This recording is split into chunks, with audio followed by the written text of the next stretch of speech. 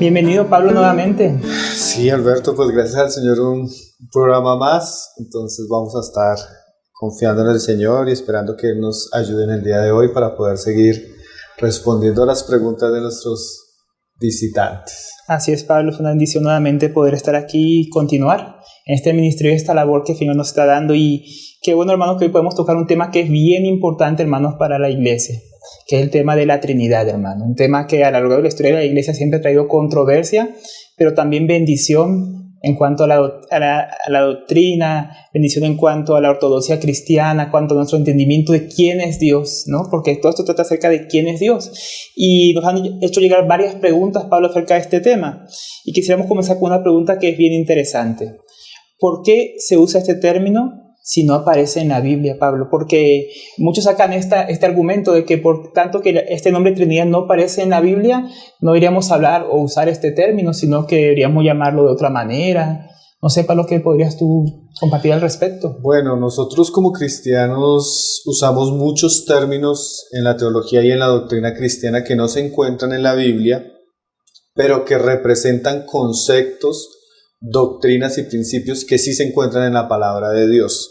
Entonces, como decía R.C. Sproul, acuñar el término de la Trinidad en la historia de la iglesia fue el esfuerzo de hombres de Dios que, enseñando la palabra, quisieron definir un poco lo que es la unidad de Dios y su pluralidad, también la pluralidad de Dios. Entonces, no nos deberíamos escandalizar por usar esos términos, porque son términos que, aunque no se encuentran en las Escrituras, sí reflejan y revelan y contienen enseñanzas que están en la palabra. Ahora es bien importante que las personas que nos preguntan y que nos oyen sepan que este término fue y surgió en la historia de la iglesia fruto de un conflicto doctrinal, donde se vinieron pues en la historia de la iglesia desarrollando y definiendo algunas doctrinas que estuvieron en conflicto. Cuando nosotros estudiamos la historia de la iglesia, sabemos que en el primer y el segundo siglo los grandes conflictos por la doctrina cristiana tuvieron que ver con el gnosticismo y el paganismo que quería mezclarse con la doctrina cristiana. Lo que también es llamado las grandes controversias, ¿no?, de los primeros siglos de la iglesia. Y el tercer y cuarto siglo pues vendría la gran controversia que tiene que ver especialmente con lo que tiene que ver con la doctrina de Cristo y su relacionamiento con el Padre, y también las doctrinas que tienen que ver con el Espíritu Santo. Entonces surgieron varias herejías como el modalismo, como el arrianismo, y en medio de ese conflicto fue que comenzaron a gestarse esos términos. Teófilo, que fue un obispo de Antioquía en el segundo siglo, en 181, él comenzó a usar un término que era el término de triada, ¿sí?, para referirse, y más adelante Tertuliano de Cartago, él toma ese término y lo habla en latín y usa la palabra Trinidad, porque ya comenzaron nuestros hermanos, que fueron los grandes defensores de la fe en aquellas épocas, a combatir herejes que comenzaron a negar la divinidad de Cristo, comenzaron a distorsionar la imagen de Dios que encontrábamos en las Escrituras. Y pues yo pienso que el punto clave del desarrollo de esta palabra, como lo enseñan muchos hermanos, es el concilio de Nicea, y especialmente la aparición de aquel conocido e importante hermano en la historia de la iglesia que fue Atanasio, ¿sí?, aquel diácono que Dios usó para enfrentarse al arrianismo, especialmente lo que sería el concilio de Nicea y posteriormente, y de ahí pues surge el término. Entonces el término fue un término que se acuñó en la historia de la iglesia para definir lo que era la doctrina cristiana, que expresaba pues la doctrina de las Escrituras, que Dios es uno, pero que en ese Dios que es uno subsisten tres personas. Entonces, Pablo, es decir, que esta palabra Trinidad realmente, aunque no fue una palabra que aparezca en las Escrituras, es como los cristianos podemos definir aquella fe que tenemos en quién es Dios, como tú explicabas, que es tres personas, pero es un solo Dios. Exactamente. Ahora, también es bueno que las personas que nos oyen sepan que la palabra Trinidad también fue usada por los herejes, ¿sí? Solo que ellos, al definir la palabra, no eran claros con su definición y aún introducían pues errores doctrinales. Entonces la palabra es importante, pero lo que es más importante en sí es la definición verdadera que contiene la palabra. Dios es uno, en Dios subsisten tres personas, y estas tres personas son todas verdaderamente Dios. Wow. Entonces este es un tema que definitivamente surgen muchas preguntas y qué bueno que podamos encontrarnos con estos asuntos hoy. Sí, tenemos pruebas también que los padres en los primeros siglos siempre defendieron estas verdades. Esto es algo nuevo, como tú venías hablando. Esta es una doctrina que se ha ido desarrollando principalmente para combatir aquellas herejías que iban surgiendo en medio de la iglesia. Pero esto nos lleva a otra pregunta que nos han hecho llegar, y es acerca de ¿qué es la Trinidad entonces? Bueno, esa es una buena pregunta porque, como decíamos, hay muchos que han usado el término aún equivocadamente. Entonces no solo hay que usar la palabra, sino entender lo que significa o lo que han querido enseñar a aquellos hermanos que han usado ese término a través de la historia de la iglesia.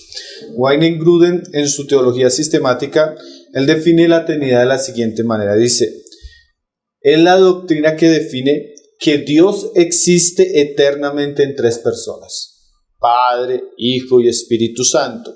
Y cada persona es plenamente Dios y solo hay un Dios. Entonces él resume en esta enseñanza en 3 puntos. Dios es 3 personas. Cada persona es plenamente Dios y hay un solo Dios. Entonces esa es la doctrina de la Trinidad. Es la doctrina que nos enseña acerca de la unicidad de Dios, o sea que Dios es uno, pero que en Dios subsisten 3 personas: Padre, Hijo y Espíritu Santo. Y cada una de estas 3 personas es plenamente Dios en el sentido de que participa de la naturaleza y la esencia divina. Ahora, este asunto es un asunto claramente enseñado en las Escrituras. Por ejemplo, en el Nuevo Testamento tenemos ocasiones tan claras como el bautismo de Jesús. En el bautismo de Jesús vemos que Jesús está siendo bautizado, vemos que desciende el Espíritu Santo como paloma y vemos que el Padre habla desde los cielos: este es mi Hijo amado. Entonces vemos las 3 personas, que la Biblia nos señala que las 3 son Dios, que la Biblia nos señala que las 3 son uno también, y vemos que hay una manifestación clara de ellas 3. Jesús, cuando envió a los apóstoles a predicar, dijo: toda potestad me es dada en los cielos y en la tierra, por tanto id y hacer discípulos, bautizándolos en el nombre del Padre, del Hijo y del Espíritu Santo. Una confesión trinitaria de la misma boca de nuestro Señor Jesucristo. Ahora, los apóstoles aprendieron esto bastante, porque nosotros vamos a ver que el asunto de la Trinidad, aunque el término fue acuñado en el 3er siglo, el asunto era claramente revelado por las Escrituras. Por ejemplo, Pablo acostumbra a hacer muchas referencias de la Trinidad. Por ejemplo, ahí en 1 Corintios 12, verso 4 al verso 6, cuando Pablo dice: ahora bien hay diversidad de dones, pero el Espíritu es el mismo. Entonces habla del Espíritu. Hay diversidad de ministerios, pero el Señor es el mismo. El término Señor, kurios en el griego, es siempre referido a Jesús. Y hay diversidad de operaciones, pero Dios, que hace todas las cosas en todos, es el mismo. Una referencia al Padre. Y qué precioso, Pablo, porque tanto del bautismo del Señor Jesucristo como estos versos que está citando ahora, vemos la operación de Dios siempre en conjunto, como esa Trinidad siempre está operando junto, y no Dios por separado del Padre o el Hijo o el Espíritu Santo, sino que siempre van juntos. Sí. Este testimonio que tiene el Nuevo Testamento. Sí, el testimonio del Nuevo Testamento es bastante claro. Siempre vemos a Dios actuando, al Padre enviando, al Hijo encarnándose y al Espíritu Santo trayendo lo que Cristo nos dio como un sello, Él viniendo a nosotros. Entonces la Trinidad y la verdad de la doctrina de la Trinidad es muy clara en el Nuevo Testamento. Vemos a los apóstoles, pues no solo en este pasaje, sino Pablo cierra mucho sus cartas haciendo referencias como ahí en 2 Corintios 13:14, que la gracia del Señor Jesucristo, el amor de Dios y la comunión del Espíritu Santo sea con todos. Amén. Lo mismo Pedro, cuando él comienza su carta y en 1 de Pedro 1:2 también hace una referencia trinitaria a ese trabajo que tú vienes diciendo. Dice Pedro: elegidos según la presciencia de Dios Padre, en santificación del Espíritu, para obedecer y ser rociados con la sangre de Jesucristo. Entonces la doctrina de la Trinidad pues es claramente entendida y vista en el Nuevo Testamento, tanto por la enseñanza de Jesús, tanto por los hechos que muestran los evangelios, tanto como por la doctrina de los apóstoles y como lo que llegaron a entender aquellos que fueron discípulos de los apóstoles y que fueron conocidos como los padres de la iglesia. Claro, porque esta palabra Trinidad realmente es solamente para describir esto que estamos aquí viendo en el Nuevo Testamento, una realidad que es claramente evidente en las Escrituras. Así es. ¿Y qué del Antiguo Testamento, Pablo? Porque es otra pregunta que nos hacen llegar. Uno dice, bueno, la Trinidad está clara en el Nuevo Testamento, pero ¿qué del Antiguo Testamento? Muchos dicen que ahí solamente podemos ver al Padre y que antes del Hijo es un misterio que solamente es revelado en el Nuevo Testamento y el Espíritu Santo también. ¿Qué podríamos decir de eso, Pablo? No, si nosotros creemos que Dios es inmutable, quiere decir que Dios no muda. O sea que en esencia y en su ser, Dios siempre ha sido el mismo. O sea que si la doctrina de la Trinidad es cierta, ella tiene que tener manifestaciones en el Antiguo Testamento. Claro que nosotros debemos entender que la misma Biblia fue dada en un proceso de revelación paulatino, ¿sí? Dios no se manifestó plenamente al hombre de una manera directa, sino que el proceso de la revelación de Dios fue progresivo, llegando al Nuevo Testamento a un punto crucial donde Dios se revela plenamente a través de Jesucristo. Pero a pesar de que esa revelación es progresiva, sí nosotros podemos ver destellos muy claros y insinuaciones de Dios mismo, donde se veía claramente su unidad, pero también la pluralidad de personas en él. Por ejemplo, el mismo Génesis, ahí en capítulo 1, verso 26, la Biblia dice así: entonces dijo Dios es el que está hablando, dice: hagamos al hombre a nuestra semejanza. Entonces Dios, que está hablando de hacer, él usa dos términos en plural: hagamos y a nuestra. Entonces ya comenzamos a ver indicios de que Dios, hablando de sí mismo, él habla en plural. Ahora, por ejemplo, los testigos de Jehová y algunos otros movimientos heréticos han dicho que cuando Dios dice hagamos, se está refiriendo a los ángeles. Claro, que están como ahí en la creación. Exactamente, pero no hay ningún indicio en la Biblia que nos diga que los ángeles participaron en la creación. Claro, sería como decir que los ángeles son Dios, sí, que también tienen poder creativo. Y también tendríamos que decir que los hombres fueron hechos a imagen y semejanza también de los ángeles, lo cual sería absurdo y contrario al testimonio bíblico. Entonces Dios está hablando de sí mismo y está hablando en plural. Esas ya son insinuaciones bien interesantes.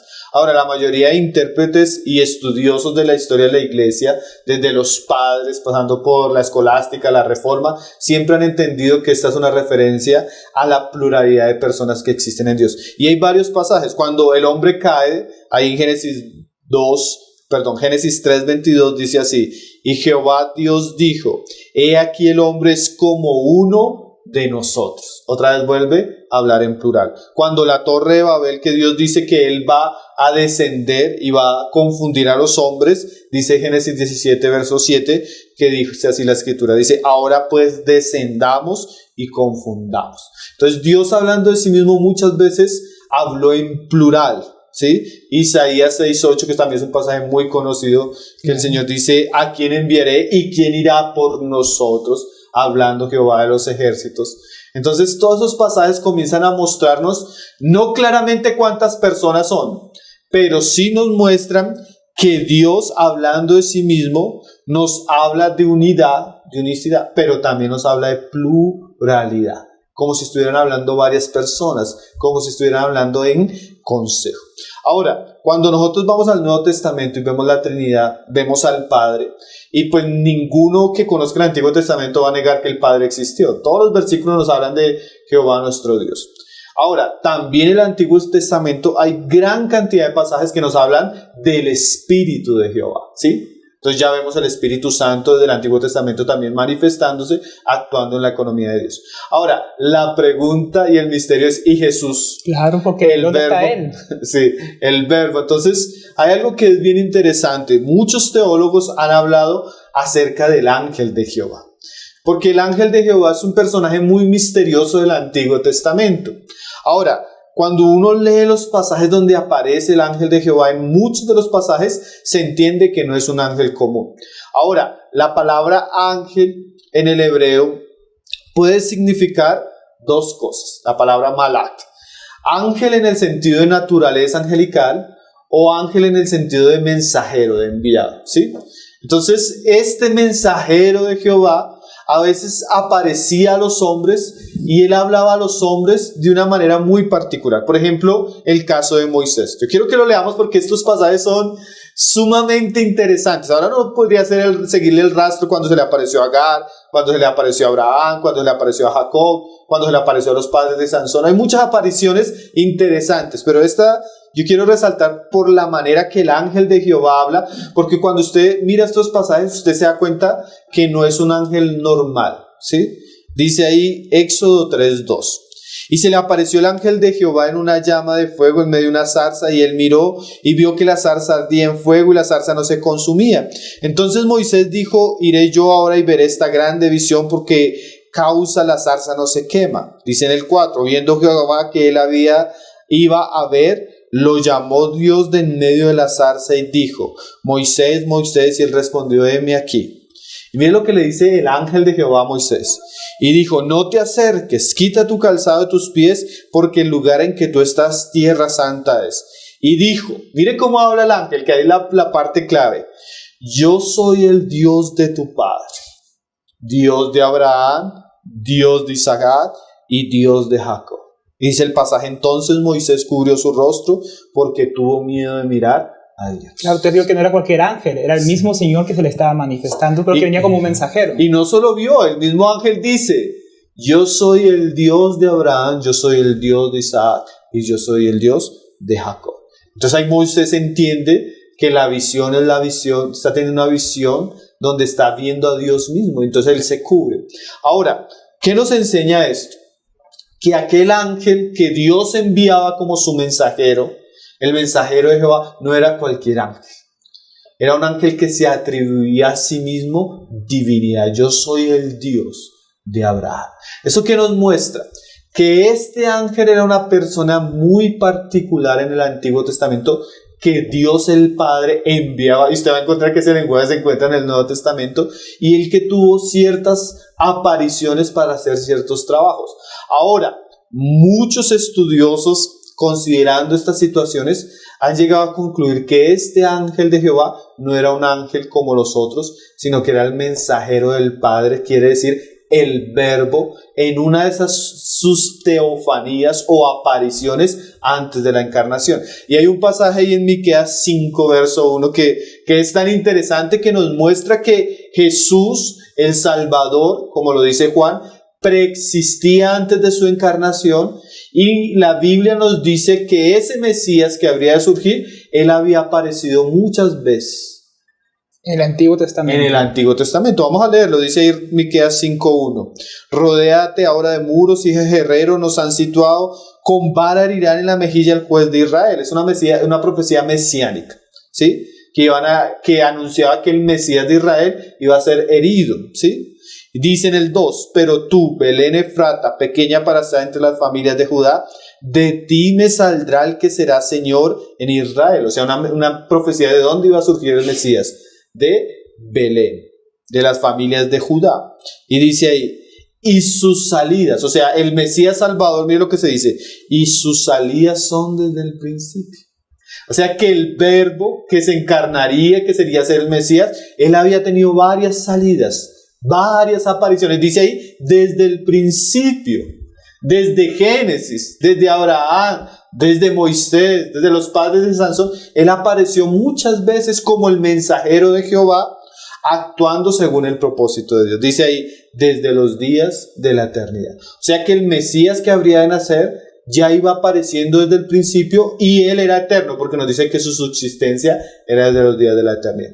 Eso nos da a entender que en el Antiguo Testamento, si es clara la definición o la comprensión que muchos tienen acerca del ángel de Jehová, es que ya el Padre estaba en el Antiguo Testamento, ya el Espíritu Santo estaba en el Antiguo Testamento, y también el Hijo se estaba manifestando como una teofanía, como el mensajero de Jehová, aún antes de la encarnación.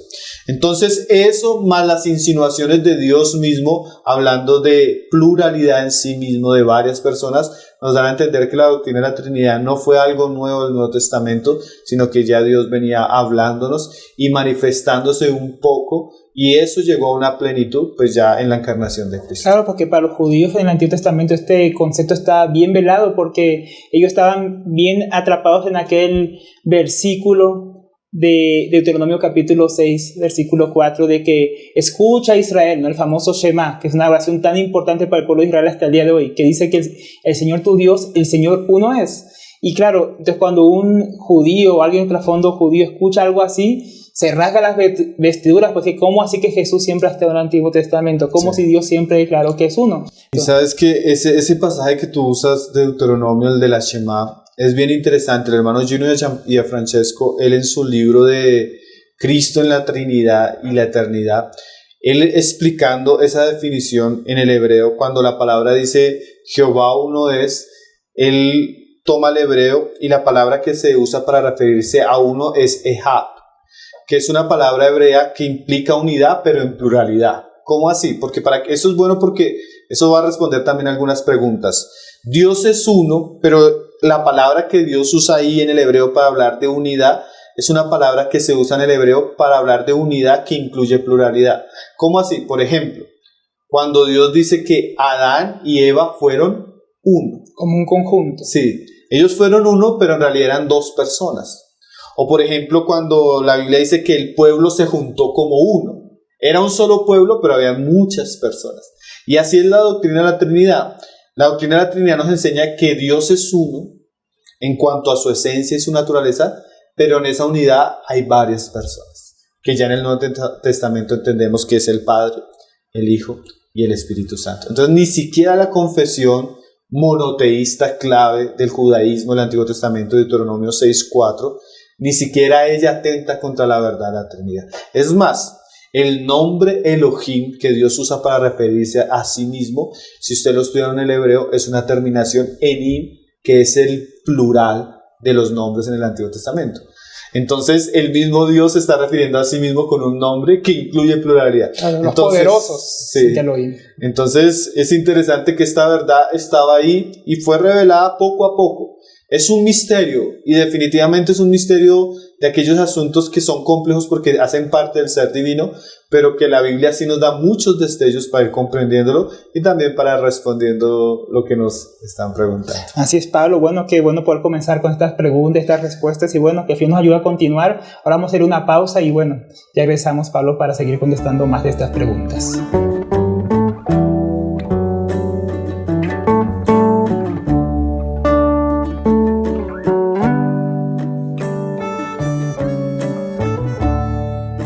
Pablo, qué bueno que podemos continuar, y tenemos una pregunta más que nos han hecho llegar, que me parece una pregunta bien desafiante.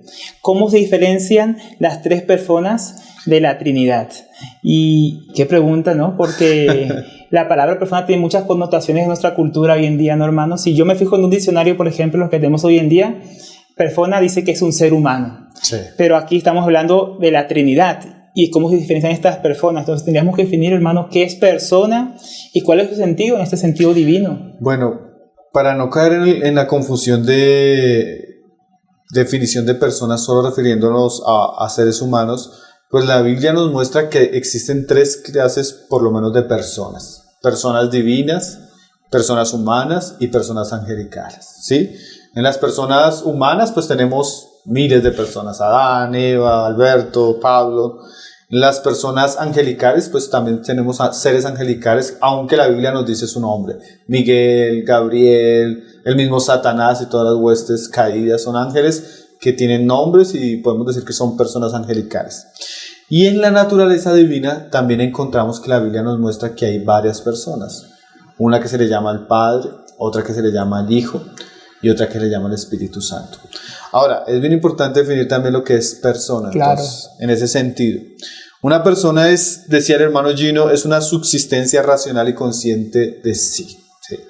Es uno que entiende y conoce que existe, tiene una identidad propia, tiene una conciencia de sí mismo, habla como un yo, tiene una voluntad, tiene unos deseos, tiene una personalidad propia, individual y consciente. Eso es una persona. Es una distinción bien buena, porque eso separa, por ejemplo, los animales de lo que son las personas o las piedras o otras cosas inanimadas. Exactamente. Entonces, cuando hablamos de la Trinidad, estamos diciendo que la esencia y la naturaleza divina, que son los atributos no comunicables y los atributos comunicables de la deidad, subsisten en tres personas. ¿Qué quiere decir eso? Como para decirlo en términos sencillos. Claro. Cuando nosotros hablamos de la divinidad, hablamos de Dios, que es un ser único, ¿sí? Eso es su esencia. o sus atributos no Lo comunicados. que decimos ahora, el Shema. Sí, entonces ese ser único pues es eterno, es omnipotente, es omnipresente, es inmanente, es inmutable, es trascendente, ¿sí? Todo lo que es exclusivo del ser divino.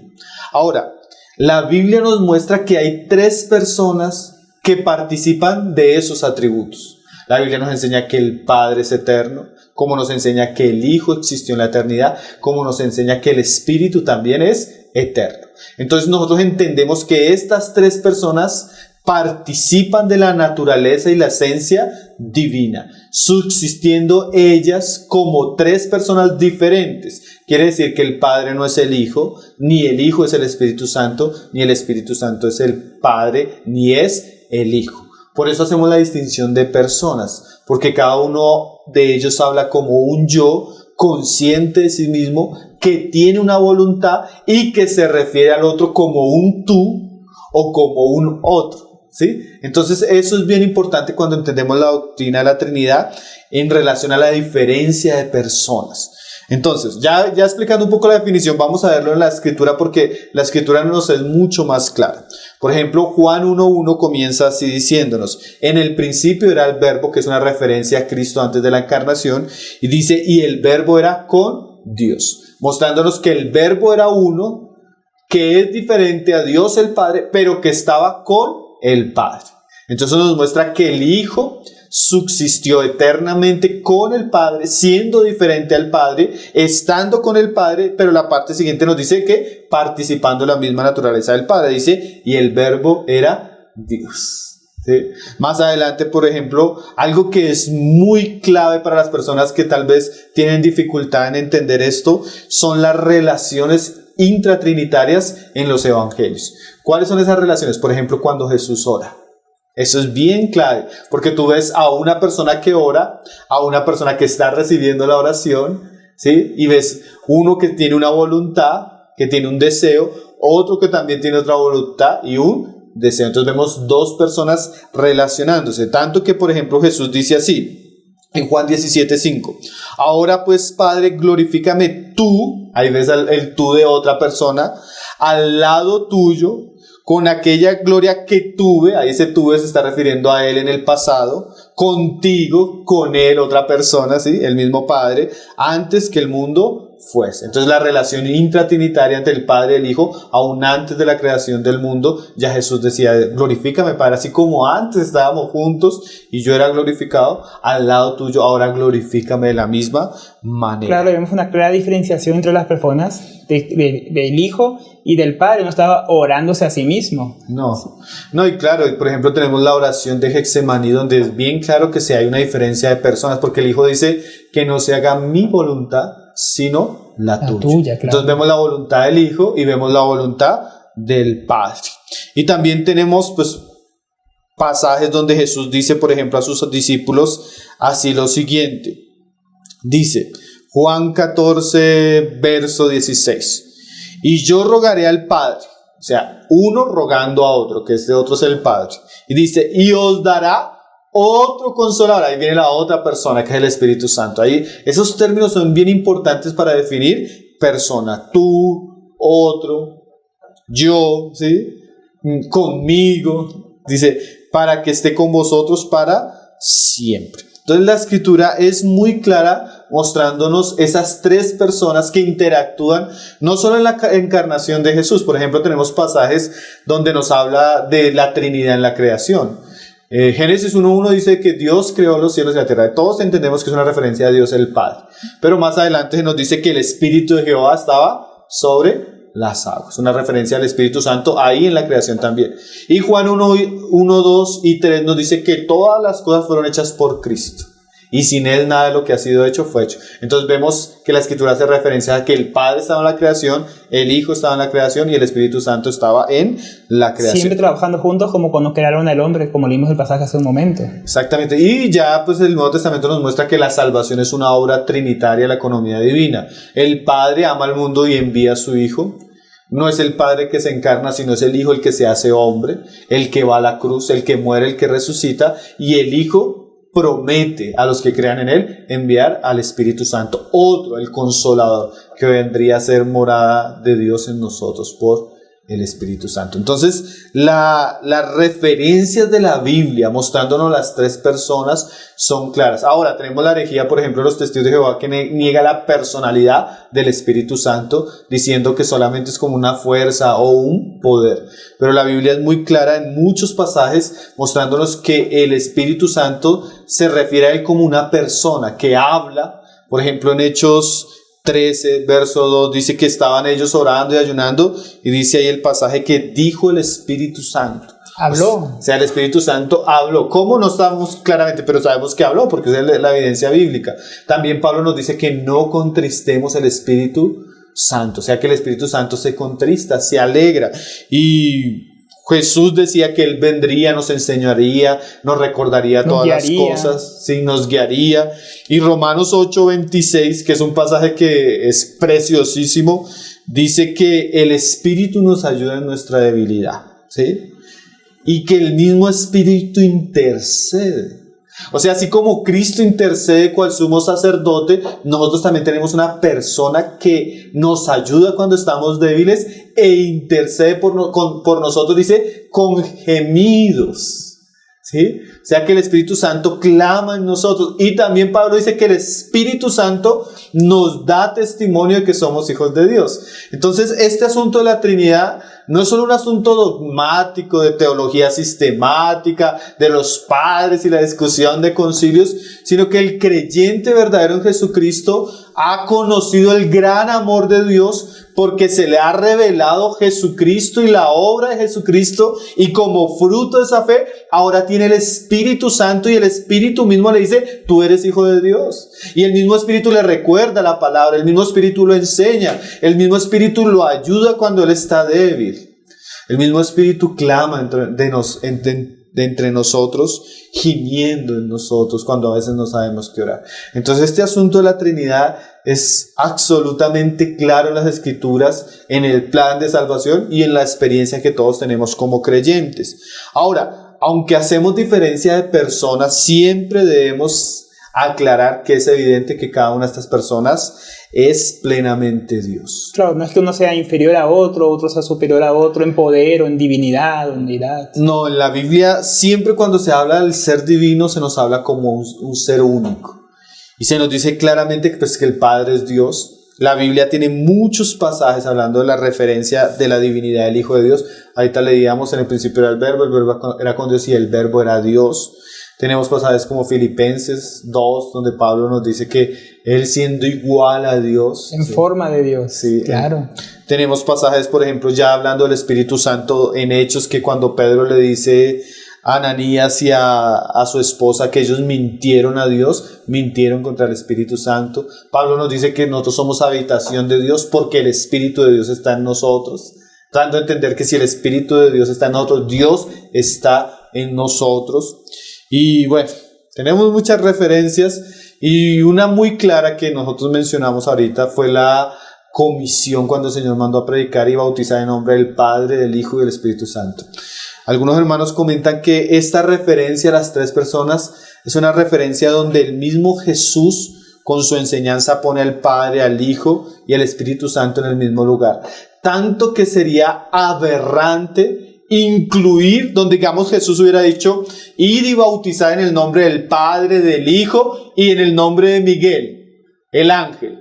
Eso hubiera sido algo aberrante. O ir y bautizar en el nombre del Padre, del Hijo y del apóstol Pablo. El mismo Pablo dice que acaso fue bautizado en el nombre de Cristo a los Corintios, y obviamente no.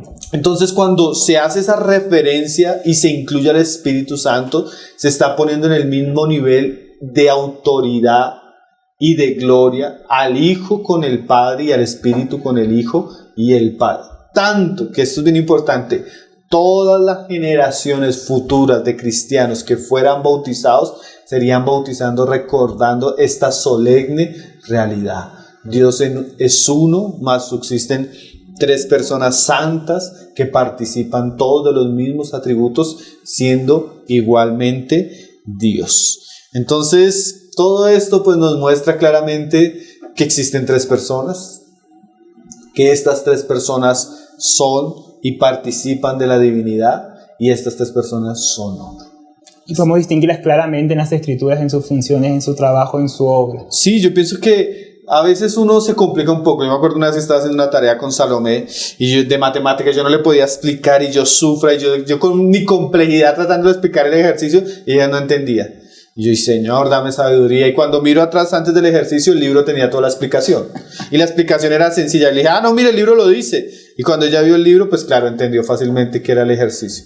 Y así nosotros, yo pienso que a veces nosotros o aquellos que están en el campo de la teología o de la erudición, a veces como que hacemos que la verdad sea muy compleja con ciertas definiciones, pero cuando vamos al libro, en el libro es clara la revelación de que Dios es uno, más también en Él hay 3 personas, Padre, Hijo y Espíritu Santo. Así es, Padre. Y bueno, continuemos con otra pregunta que nos han hecho llegar. Una pregunta que también es muy buena. Esta pregunta es, ¿esta doctrina es una doctrina considerada fundamental? O sea, ¿esta doctrina es base de nuestra fe? ¿Es necesaria para todo cristiano creer en ella? ¿O es una doctrina que puedo decir no es algo general? No importa si yo creo, si él cree, y si él no cree igual somos hermanos. ¿Qué dirías de ese pensamiento, Padre? Bueno, es un pensamiento que hay que discernir por la palabra, porque nosotros principalmente usamos 4 asuntos para definir cuando estamos hablando de doctrinas fundamentales y cuando no. Las doctrinas fundamentales en la Biblia están unidas a 4 asuntos. Primero, la Biblia, ¿sí? Todo cristiano, como fundamento de su fe, cree que la Biblia es inspirada por Dios, que la Biblia es inerrante, que la Biblia es infalible y que es la norma mayoritaria y autoritaria de fe, ¿sí? Nosotros no creemos que el Corán sea la palabra de Dios, no creemos que el libro mormón sea la palabra de Dios, no creemos que las visiones de Elena de White sean la palabra de Dios, sino la Biblia es la palabra de Dios. Y todo cristiano verdadero debe creer eso. Los que no creen esas verdades están en otro campo, ¿sí? Ya no los podemos considerar hermanos ni cristianos. Ahora, otro asunto que también es fundamental es Dios mismo, la revelación de Dios mismo. Dios es uno, Dios es eterno, Dios es único. No creemos en los dioses paganos de los gentiles, no creemos que la naturaleza sea Dios, ¿sí? No creemos que nosotros seamos dioses. Dios es uno, siempre ha existido, siempre es y siempre será el único Dios verdadero. Entonces, en cuanto a la doctrina de Dios mismo, todos debemos estar en una misma línea si somos cristianos. Y esto está revelada en las Escrituras. Sí, exactamente.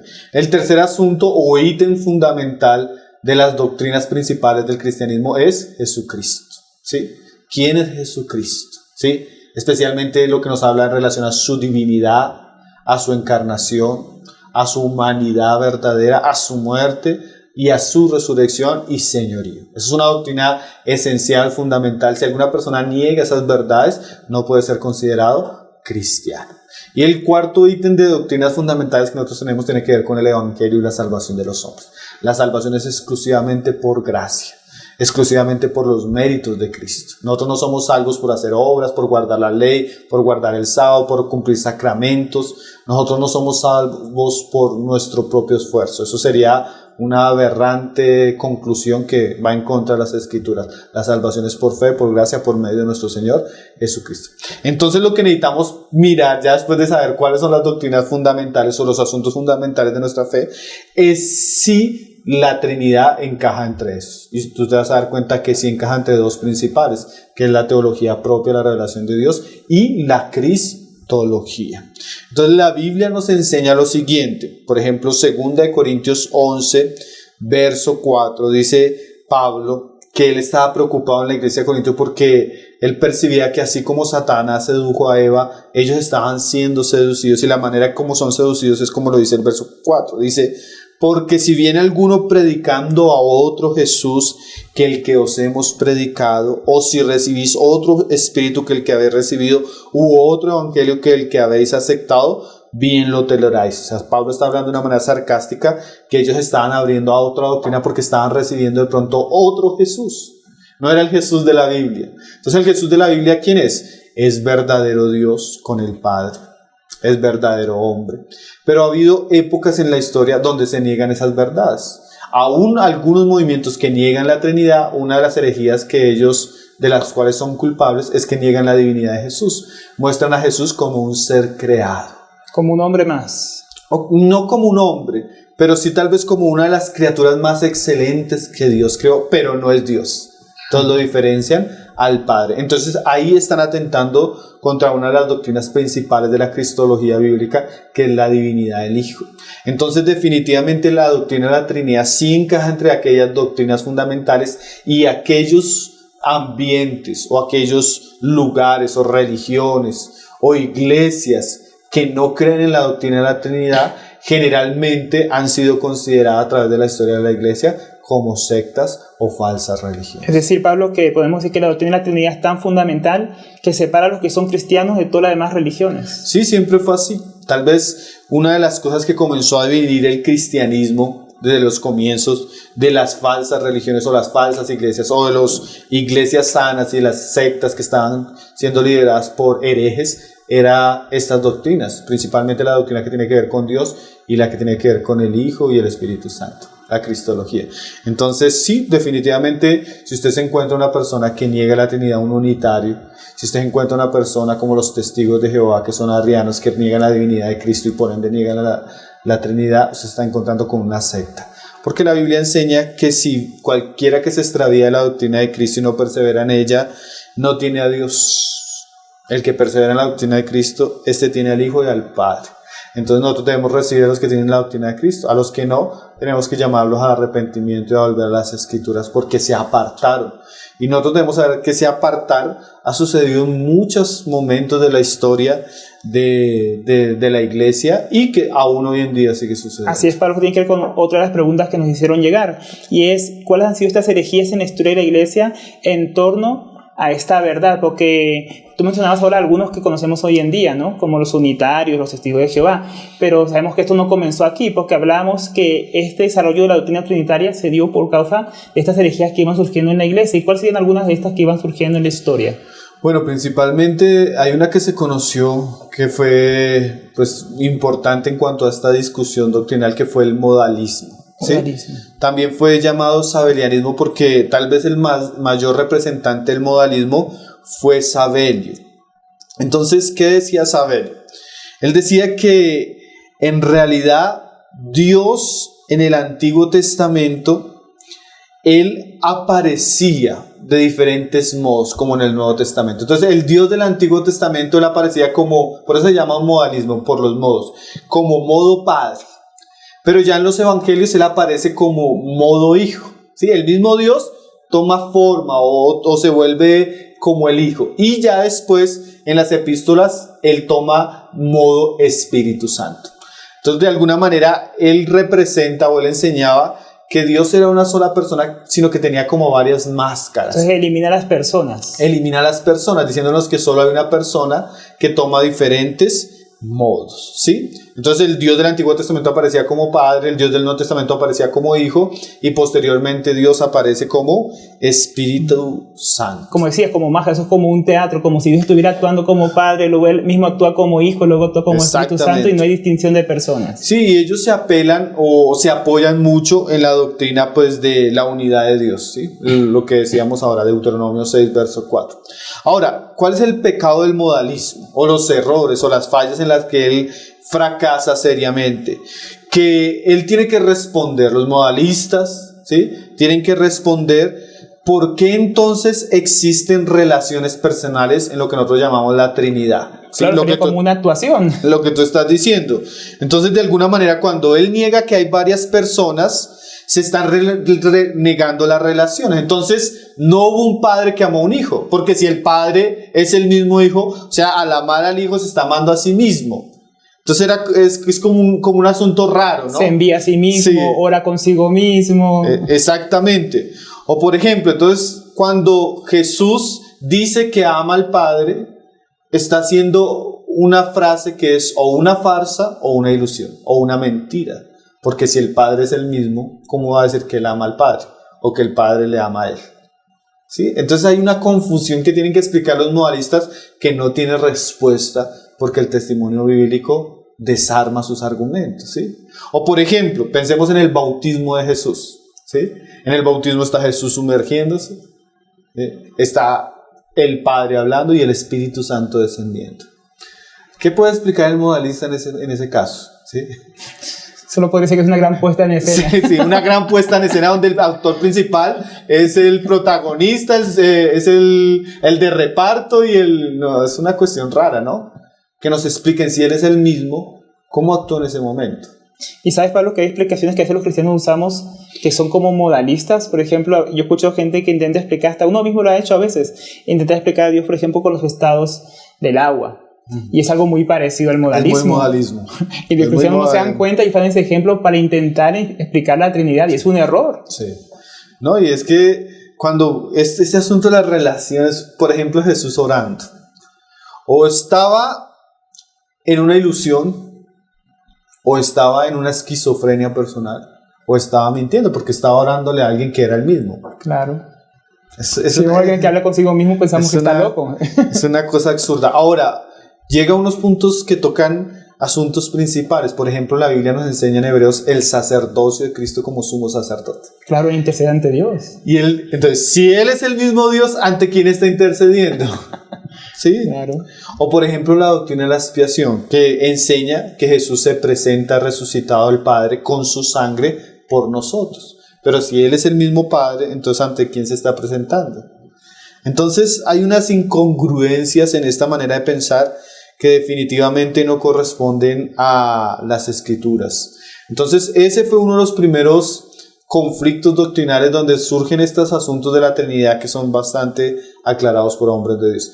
Después del modalismo sabelianista, encontramos otra herejía que fue común y que hasta el día de hoy sigue teniendo manifestaciones en ciertos grupos, que fue el arrianismo. Ahora, el arrianismo, él diferencia a las personas, pero nos dice que el Padre es realmente Dios Todopoderoso, pero niega la divinidad del Hijo como del Espíritu Santo. Como una Trinidad, pero no divina, solo el Padre es divino. Sí, en realidad no creen en la Trinidad. Ellos creen que solo existe Dios el Padre, que es divino, pero que el Hijo fue creado, es inferior y es un ser excelente. Y aún llega a decir, Arriano decía que él era semejante en su naturaleza a Dios, pero no era la misma naturaleza. ¿Sí? Bien, entonces, congruencia. Sí, pero nosotros entendemos que el Hijo no es solo semejante en la naturaleza del Padre, sino participa de la misma naturaleza, porque Colosenses nos dice que en Cristo habita plenamente toda la plenitud de la deidad. Y ningún ser creado podría albergar toda la plenitud de Dios. Exactamente.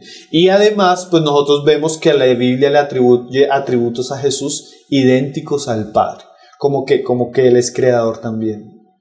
La Biblia nos enseña que Jesús es eterno también. La Biblia nos enseña que Jesús era omnisciente, todopoderoso. La Biblia habla de Jesús así: el alfa y la omega, el primero y el último. Atributos que son exclusivos de la divinidad y que eran exclusivos del Padre, pero que la Biblia nos muestra que el Hijo también participa de ellos. O Cristo recibiendo adoración de parte de los apóstoles, de ángeles. Exactamente. Y ese es uno de los argumentos que decimos. Ahora, entonces el arrianismo, con sus representantes aún actuales, él confunde pasajes, por ejemplo, cuando la Biblia dice que Jesús es el primogénito del Padre. Entonces da a entender que Jesús es el primer ser creado, ¿sí? Entonces la Biblia no habla de Jesús como el primogénito en cuanto al ser primero creado, sino al que Él mantiene una relación con el Padre como hijo eterno del Padre, diferente a toda la creación, ¿sí? O el unigénito, ¿sí? Entonces no es que Él sea el único, el primero, sino el unigénito en que su relación con el Padre es totalmente exclusiva a toda la creación. Entonces tú eres en algunos pasajes para negar otros que son muy claros. Por ejemplo, Primera de Juan tiene pasajes como que estamos en el verdadero y conocemos al verdadero. Este es el verdadero Dios y la vida eterna, hablando de Jesucristo. Entonces la Biblia es bien clara. Romanos, Pablo habla de que Jesucristo sí se encarnó, se hizo hombre, vino del linaje de David, vino de la descendencia de los judíos, pero Él es Dios sobre todas las cosas. Entonces la Biblia es bien clara que el arrianismo atenta directamente contra asuntos esenciales, ¿sí? Como la divinidad de Jesús. Y cuando se atenta contra la divinidad de Jesús, se está atentando contra doctrinas que son importantes. Por ejemplo, la expiación. ¿Por qué se dice que la expiación está en juego? Porque si Jesús no es verdadero Dios, ¿sí? con el Padre, entonces nosotros no podemos concebir que una criatura pueda salvarnos a nosotros, ¿sí? Porque podríamos decir, una criatura por más grande, el ángel más grande, el querubín más importante, ¿podría salvarnos a nosotros? Cuando la Biblia dice que la salvación es exclusiva de Dios. Dijo, yo salvaré. Sí, yo vendré y os salvaré, decía Jehová en Isaías. Mirad a mí, ser salvos todos los términos de la tierra. O sea, Dios siempre atribuyó la salvación a Él solamente. Exactamente. Entonces, decir que Jesús no es Dios pone en duda que Él pudiera ser un salvador pleno para la humanidad si Él mismo no era Dios. Otro asunto que tú mencionabas ahora, si Jesús no es Dios, ¿por qué la Biblia nos muestra que las personas le oraban y Dios manda que le adoremos? ¿Sí? Eso es bien claro. Si Dios no reconoce que Jesús es Dios también con el Padre, en su esencia, en su naturaleza, entonces cuando la Biblia nos manda a exaltar y adorar a Jesús, nos está induciendo a la idolatría. Claro, eso va contra el Shema. Exactamente. Contra Entonces, toda la Biblia. Es una contradicción que nosotros no encontramos en las Escrituras. Entonces, esos fueron como principalmente en la historia de la iglesia los dos movimientos que atentaron especialmente contra esta doctrina. Tenemos otro que fue escaso, que fue el triteísmo, que es el movimiento no que niega que sean tres personas diferentes, sino que niega que sean uno. Entonces ellos llegaban a confesar que las tres personas eran tres dioses diferentes. Y de eso nos acusan a los cristianos, ¿no? Que tenemos un Dios de tres cabezas o tres dioses. Sí, eso es lo que dicen los judíos de los cristianos, que nosotros tenemos como tres dioses, porque idolatramos a Jesús y al Espíritu Santo. Pero en realidad la Biblia solo nos muestra que hay un Dios, que en ese Dios subsisten tres personas que están conjuntas, que estuvieron siempre y cuyas tres personas son y participan de todos los atributos de la divinidad. Y bueno, Pablo, pero eso es en cuanto a cómo comenzaron estas herejías, pero ¿y actualmente tenemos estos movimientos también entre nosotros? Sí, los testigos de Jehová son hijos de Arrio, ¿sí? Los unitarios son hijos de Sabelio. Entonces, eso es lo triste, que cuando el pueblo que se dice a un cristiano, porque los testigos llegan a decir que son cristianos, son reconocidos en algunos lugares como cristianos, cuando el pueblo de Dios no conoce, no tiene conocimiento de Dios, el pueblo como dice las escrituras, se desenfrena y caen las mismas herejías que ya Dios había combatido. Imagínense que estas doctrinas fueron combatidas en el siglo III, en el siglo IV, fervientemente por algunos hermanos que fueron despatriados, sufrieron persecución por defender estas verdades.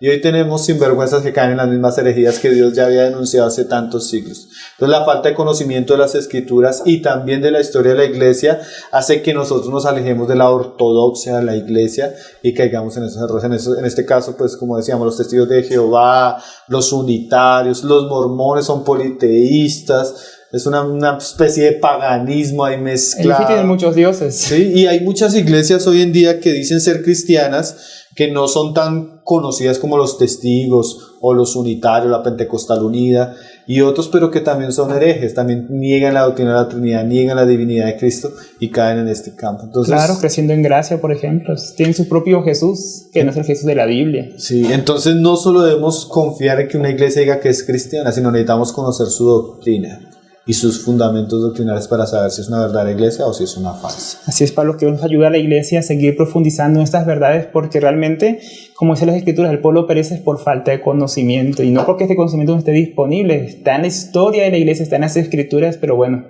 intentamos seguir profundizando en ellas. Pero por ahora vamos a ir a una pausa, Pablo, antes de continuar con las preguntas, y bueno, ya volvemos a nuestro tercer y último bloque.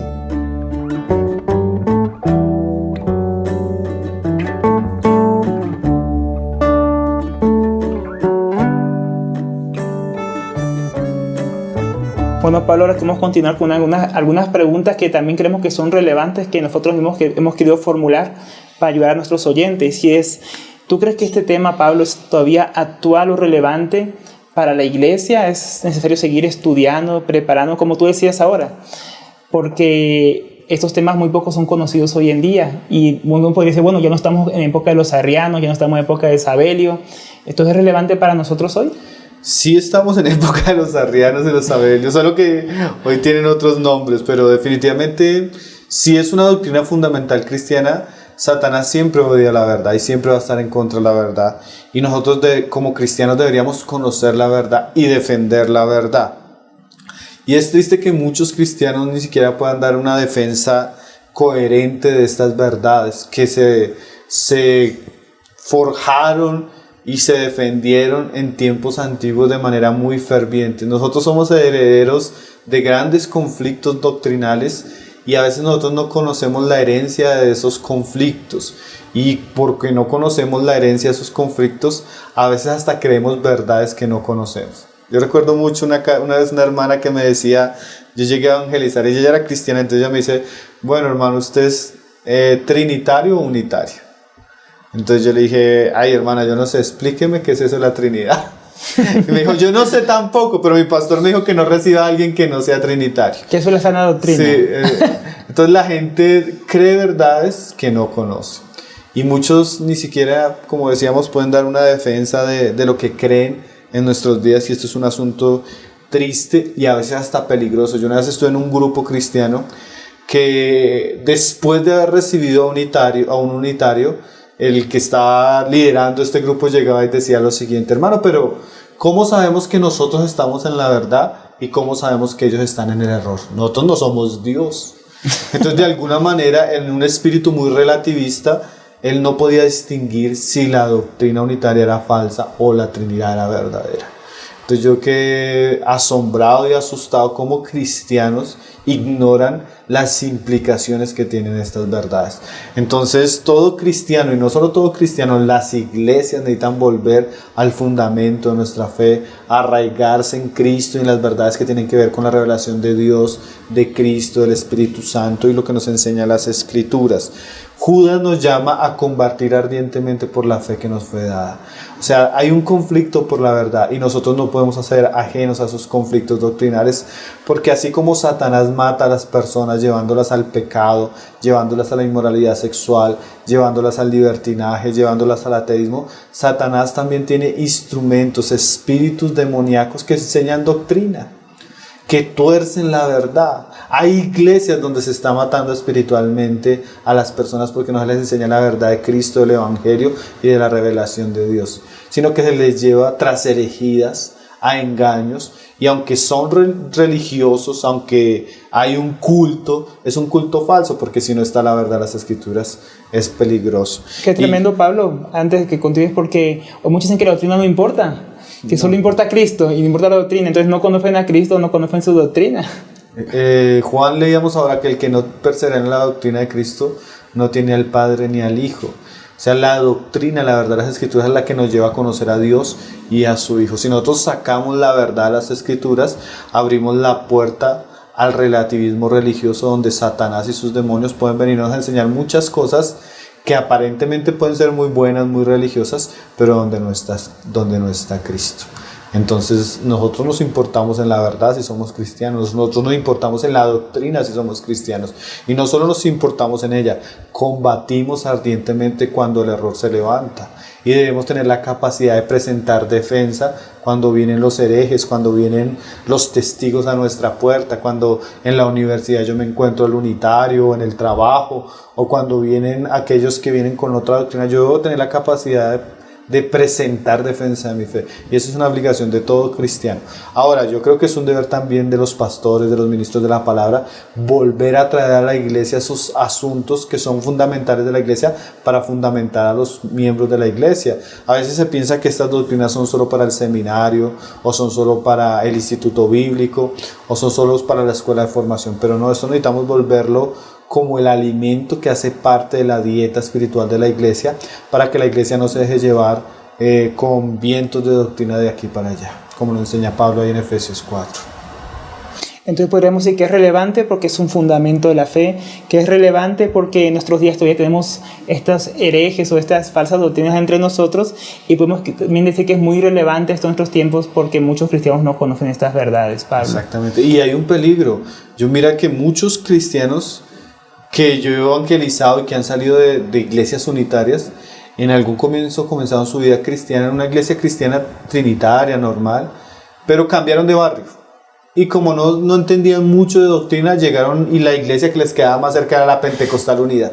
Entonces comenzaron a congregarse ahí, como todo externamente es muy parecido, cayeron bajo un espíritu de error sin darse cuenta. Entonces, aún cristianos verdaderos tienen el peligro de caer en espíritus de error si ellos no conocen la verdad. Entonces, es importante saber. Así es, Pablo, y nos lleva a otra pregunta que es muy importante para los que nos están escuchando hoy, que es bien importante para terminar, algo que es bien práctico. Entonces, ¿cómo deberíamos considerar primeramente nosotros como cristianos a estos grupos unitarios y cómo podemos nosotros alcanzarlos a ellos para Cristo? Bueno, nosotros podemos considerarlo amigos, porque nosotros somos amigos de todos, más no hermanos. ¿Sí? Eso es una diferencia bien importante. Las personas que niegan la divinidad de Cristo, la doctrina de Cristo y que atentan contra las Escrituras, podemos dudar que como movimiento, como iglesia, sean hermanos. Entonces, como no son hermanos, son amigos, entonces debemos volverlo nuestro campo misionero y debemos evangelizarlos, mostrarles el amor, el ejemplo, la buena doctrina y lo que produce la buena doctrina en nosotros. Jesús decía que sus ovejas oían su voz y posiblemente hay muchas ovejas de Dios en esos ambientes, muchas ovejas de Dios en sectas, muchas ovejas de Dios en grupos religiosos que tienen unas falsas doctrinas. Pero si son verdaderamente ovejas y Dios las ha predestinado en Cristo Jesús para Él, cuando ellas oigan la voz del Evangelio, la voz de la palabra verdadera, ellas van a oír. Entonces debemos predicarles el Evangelio. Exactamente. Ellos son así como los homosexuales, así como los borrachos, así como los drogadictos. Los unitarios también son personas que por su doctrina, por su movimiento, podemos considerarlos personas no salvas que necesitan el Evangelio y que podemos llegar a ellos. Aunque, como te decía ahora, puede que haya uno u otro cristiano confundido, cristiano que sin darse cuenta por no haber sido fundamentado haya caído en un error de esos. Y también necesitamos aclarar la palabra, dar un ejemplo buen cristiano, dar un buen testimonio de lo que es la vida de Cristo para que ellos puedan conocer a Cristo. Porque hay algo que es cierto, Alberto, siempre que hay una mala doctrina, eso afecta a toda la vida cristiana. Entonces estos grupos que niegan estas verdades, usted se va a dar cuenta que ellos tienen altas cifras de legalismo. Entonces, como no tienen a Cristo, quieren llenar ese vacío con otras cosas. Entonces hay mucho legalismo, hay mucho enseñoramiento de las personas, hay mucho activismo religioso. Como toda secta. Esclavitud, pero no hay vida. Yo recuerdo que estuvimos predicándole a una persona que estaba en un ambiente así cuando ella conoció a Cristo y cuando comenzó a entender las cosas, ella me dijo, oye hermano, me siento libre. Estaba esclava porque la falsa doctrina trae esclavitud, trae engaño, trae opresión, trae tiranía de líderes y realmente el Evangelio es el que nos hace verdaderamente libres. Jesús es el verdadero pastor, los demás son ladrones, los falsos maestros son ladrones, los falsos maestros son lobos, pero la verdadera doctrina nos hace libres y nos lleva a Dios y a Jesucristo. Por eso nosotros deberíamos estudiar más la doctrina, deberíamos estudiar más lo que creemos, estas doctrinas que decimos que son las doctrinas fundamentales. Como cristianos deberíamos conocerlas más, ¿no? Porque si no, también cómo alcanzar a estas personas para Cristo si nosotros mismos no conocemos aquello que es nuestra fe, aquello que creemos, como decía Pedro a los cristianos, que siempre tienen que estar listos para dar razón de aquella fe, de aquella esperanza que ellos tenían como cristianos. Entonces, qué importante en esto de alcanzar a otros, también nosotros conocer lo que nosotros mismos creemos, para que, como tú decías, no caigamos en esos excesos, en las trampas de esas sectas, en ese legalismo y en esas prisiones de mentiras. Sí, nosotros tenemos cristianos que... Es que hoy en día todo el mundo dice, no, son cristianos, pero en esa misma bolsa ponen de todos. Testigos, mormones, unitarios, adventistas, todos son cristianos. Pero en realidad nosotros no podemos decir que todos son cristianos. Los que son de Cristo son los que perseveran en la verdad de Cristo, en el Evangelio de Cristo, en la doctrina de Cristo. Pero muchos, como ignoran esa doctrina, como tú decías, exactamente, todos no pueden discernir. Ni siquiera los mismos cristianos a veces pueden discernir quiénes son verdaderamente sus hermanos y quiénes no. Que no debemos juzgar, que no debemos decir quién es, quién no es, pero cuando la Biblia es la que nos enseña si somos o no somos realmente, no nosotros somos los que decidimos, sino el Señor mismo que nos ha dado su palabra. Sí, y más en nuestra generación que se relativizó la verdad y en el altar de la tolerancia se sacrificó la doctrina, entonces hoy en día no hay una distinción. Por eso estos temas son buenos, yo creo que responden muchas preguntas, aclaran y hacen diferencia entre lo santo y lo profano. Entonces que Dios pueda bendecir pues estos temas que hemos tratado hoy, que ojalá puedan ser de claridad para muchos y que, bueno, esperamos que haya sido de bendición lo que hemos tratado esta noche. Un tema complejo, un tema largo.